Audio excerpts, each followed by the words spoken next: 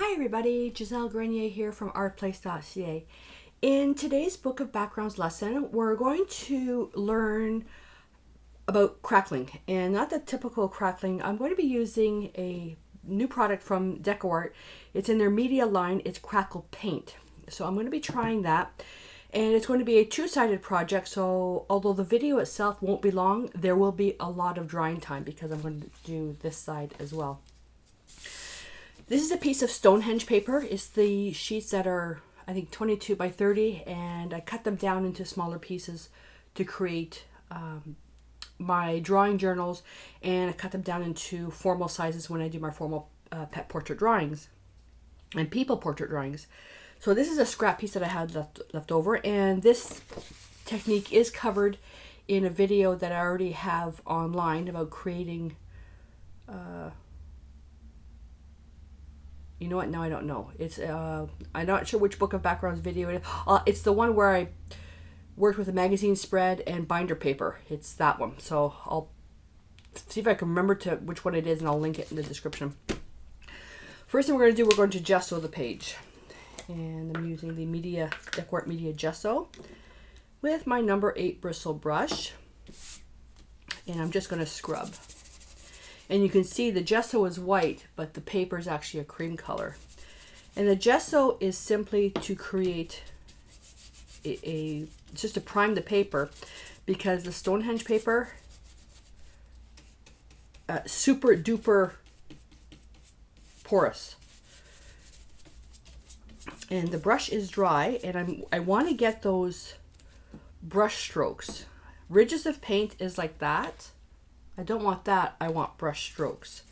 So when I put the paint on, it'll take on the texture. Mind you, in saying that, if you create a stroke like that, that doesn't mean it's wrong. Just for what I'm doing right now, I don't want that ridge of paint.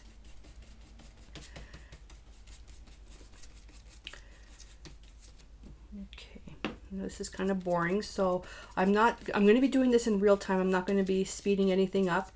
So if you want to target this more to beginners and intermediates. If you're more advanced and you know why I'm doing this and you understand the whole process, you can skip ahead. I won't be offended. And I also don't care about the gesso transferring to that side. These are all experiments. If this was formal art, you would put masking tape. And the masking tape you would use is the super low tack. I was at Home Depot yesterday and I saw frog tape for delicate surfaces, and they only had the one in the package had been opened, so I didn't buy it. So I'm going to wait to see when they bring in more stuff and get that. I also saw they had a display on using chalk paint, distressing. So Joe's saying, hey, we should do that in the office. We just did our one wall there's a piece missing here, in a slab, like a pine board. And he goes, yeah, he goes, hey, do a video on it to show people how to use chalk paint. I went, okay. That I can't do in real time because the wall is like 25 feet long. All right, so, and I guess if there's little pieces missing of gesso, I'm not going to worry about it too much. So there's that. And the other side, the other side I'm not going to gesso because it already has the tissue paper already collaged onto it. So there is a barrier there already. The matte medium would have created that that seal. Again, in saying you don't have to, it's just I wanted to. When your paper absorbs paint in that, it takes a little bit longer to dry. Now I am going to speed up the drying time with the heat gun. If you haven't seen how I do this before, I start the heat gun and I'll put my hand over it. And every once in a while I'll do this, and what that is as long as my hand is comfortable, then I'm close enough to the paper. unless I'm embossing, which means I get this close, but it's only for a few seconds, I don't want to burn the paint. And if you're working on terrace skin, you've got to make sure that you don't overheat that, because that's paper made from stone. You don't want to overheat that. And once you dry your piece, don't start painting right away. Let the temperature come down. Okay, back to room temperature. And another way to tell is when you're painting, if it feels touched to dry, that doesn't mean it's necessarily dry, especially if you've got a lot of layers. If it feels cold, it's likely to still be wet underneath. So there we go. I'm going to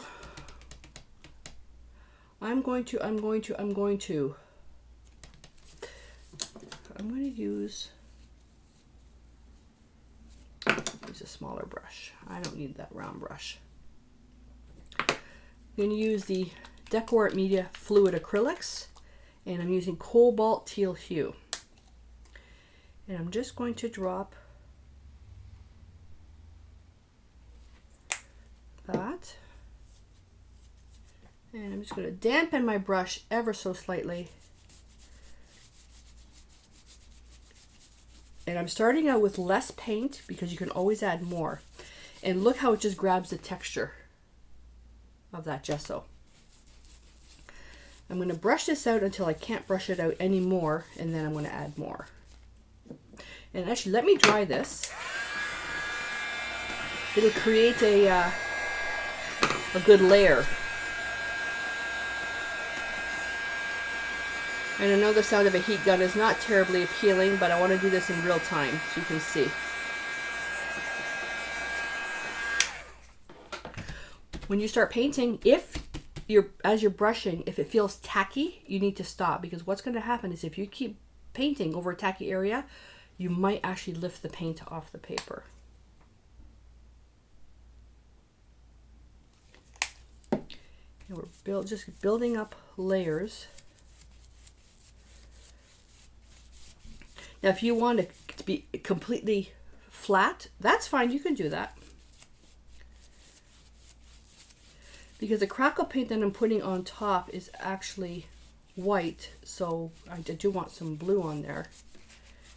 Let me pick up a little bit of water.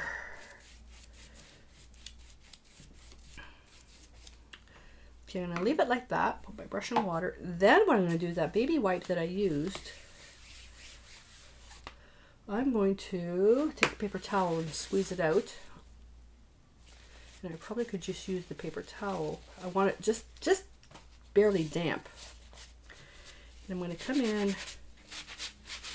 and very carefully just go over. And what this is going to do, I'm going to pick up the blue and then I'm going to distribute it around so it's going to fill in some of the white spots. It just creates more of a variation.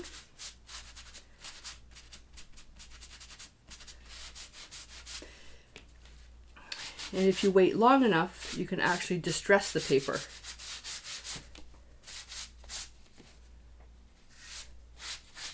And see these brush strokes? If I was doing a different project, I go, I'm not sure I like the way that goes, depending on what I'd be doing. I'm putting the Crackle paint on top, so it doesn't matter. But I do want the good contrast. All right, I'm going to hit this with the heat gun again. Now, as paint the water evaporates, it's going to get a little bit darker, which is totally fine.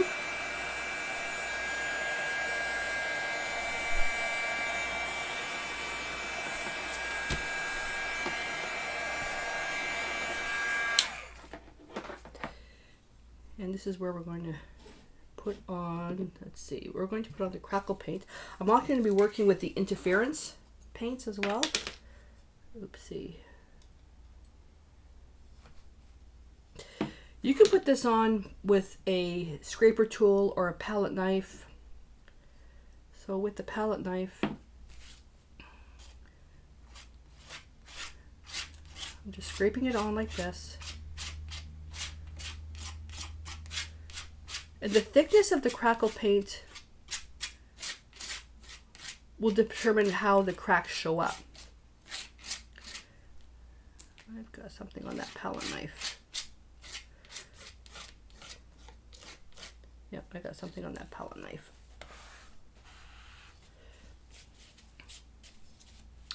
Now I did do another piece on the side which is drying.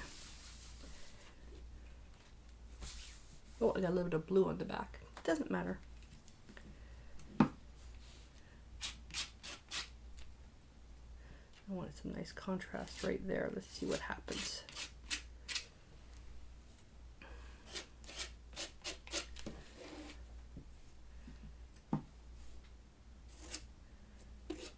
And when I'm working on Crackle pieces, I like to work the page bigger than what I need to, because then I can always trim it down. This page is very crooked, but it was just a scrap, so that's fine.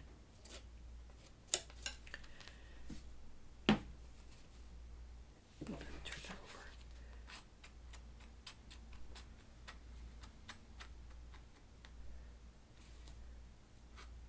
I want to see how flexible this stuff is. Well, I already know how flexible it is, but I've never done it on Stonehenge paper before. Uh-oh, Chaos is crying. There we go. That takes care of that. Drying time for this, it all depends on let me try that again. Drying time for this depends on the humidity level in your home.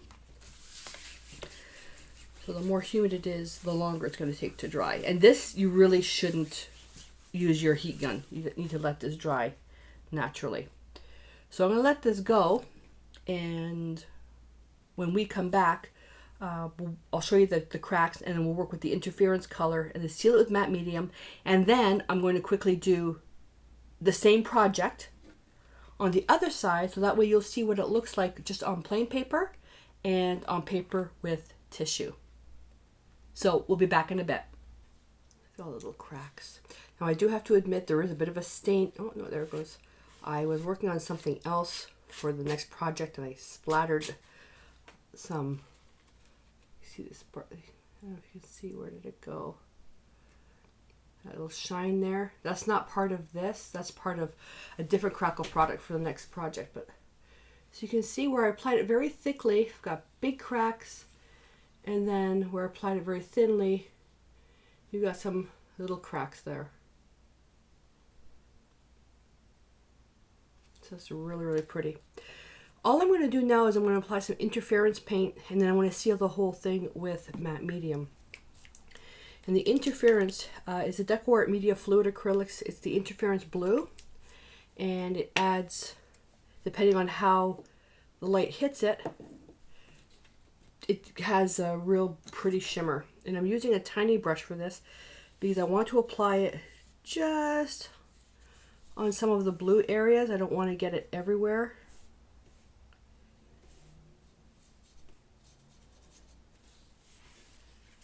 I'm just going to apply it here and there.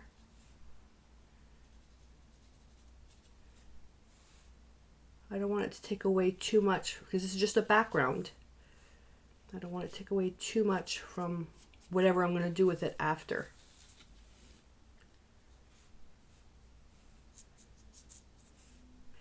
You can also use a little pouncer as well. These little doodads here, you can use that.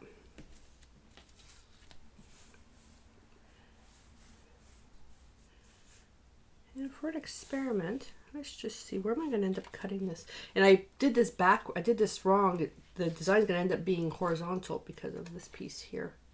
Unless I do that piece like that, which wouldn't be bad. So if I'm going, this is the square side, so I'm probably going to end up cutting some of the bottom. My big fat fingerprint right here. Let's apply some of this here, and I'll see if it sinks in and what it does. Apply a nice thick coat so it'll sink right in. Alrighty. So that's that.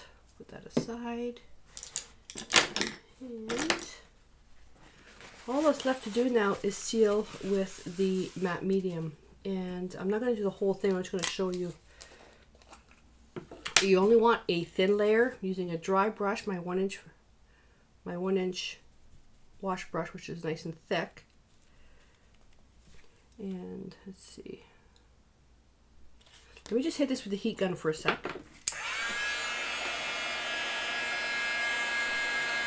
So I can actually show you. See, here it is.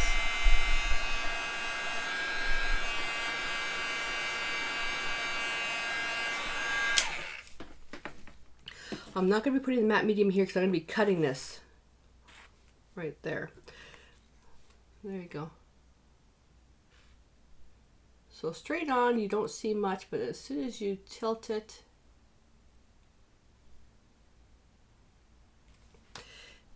and then just to seal it, a very thin layer of the matte medium. And what that does is just going to help protect the cracks. This one here, very likely, because it's so thick, if I bend the paper enough, the actual paint will actually pop up. And that's the nature of the product. It'll all do that.